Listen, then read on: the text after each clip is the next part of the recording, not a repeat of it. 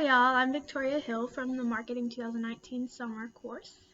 I'm here to talk a little bit about what I've learned from Chapter 14, and Chapter 14 deals with personal selling. So personal selling is a personal face-to-face experience with a potential customer. This allows customers to get more attention and feel more valued by the company, likely making them become repeat customers, which are essential to a company. Personal selling requires 3 basic tasks. These tasks are order getting, order taking, and supporting. Each task is equally important for the personal selling process. People who receive the orders or order getters are responsible for establishing the relationship with customers and getting new business for the company. Depending on the type of company, order getters are able to influence the behavior of consumers, as they are able to convince a customer that the product is both valuable and unique. Order takers are responsible for sales to repeat customers and handle the majority of the company's orders. They are also responsible for keeping up the relationship and making any necessary adjustments to keep the customer happy. The last task of personal selling is supporting. This task is one of the most time-consuming, as it does require a constant upkeep. The relationship between customer and company must be supported between product orders. There are also 3 types of supporting salespeople. These types include missionary salespeople, technical specialists, and customer service representatives. Missionary salespeople work for producers and are also called merchandisers or detailers. They help increase demand, benefiting the company overall. Technical specialists are responsible for helping with technical problems and are often trained in special areas that allow them to better help the customers. The last type of supporting personal sellers are the customer service representatives. They spend much of their time trying to help resolve the customer's problems, but they also are working to resolve potential business problems. Without customer service representatives, businesses would likely lose every customer who gets upset by a purchase. These people smooth over issues and typically help the customer to feel like they can continue purchasing from the company. Sometimes big accounts require multiple team members to work together. This team selling often improves the buyer-seller relationship. It is important also for a company to hire salespeople who are good at their jobs. Different companies have different needs when it comes to salespeople. So companies have a systematic way of hiring new salespeople into the company. These new hires are trained through the company to ensure that they are aware of the company's sales process, make sure that they know the products that they are selling, and are able to build relationships with their customers. There are a few different techniques that make personal selling a better process for both the buyer and the seller. These techniques include prospecting and presenting. Prospecting is the step where the salesperson searches for prospective customers.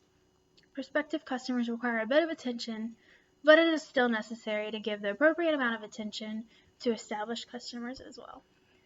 A salesperson has to make a sales presentation to their prospective customers once they have selected that person.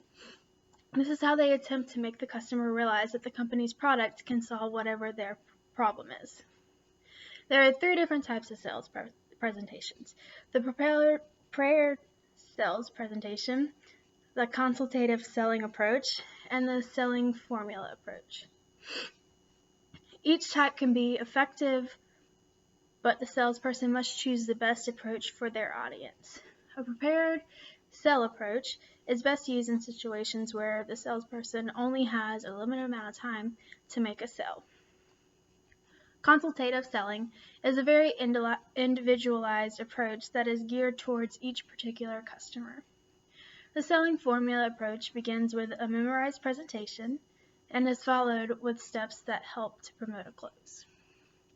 I found this chapter very informational and actually realized that when I work, I am actually kind of working as a personal seller.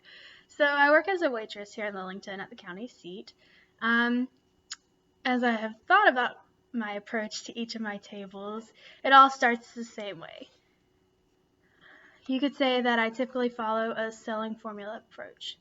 The first thing I do is take the table's menus and say something along the lines of, "How are you guys doing today?" And then I ask for their drink order.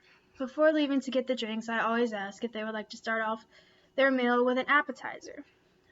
More often than not, they need a little bit of time to order. With newer customers, I'm typically asked for my opinion on the food that we serve.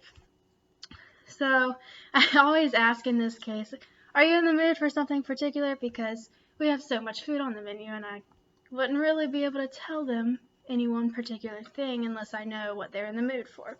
So I ask, "Are you interested in a sandwich, a salad, or maybe a bigger dish if they're really hungry?" I then give my favorites based on their response.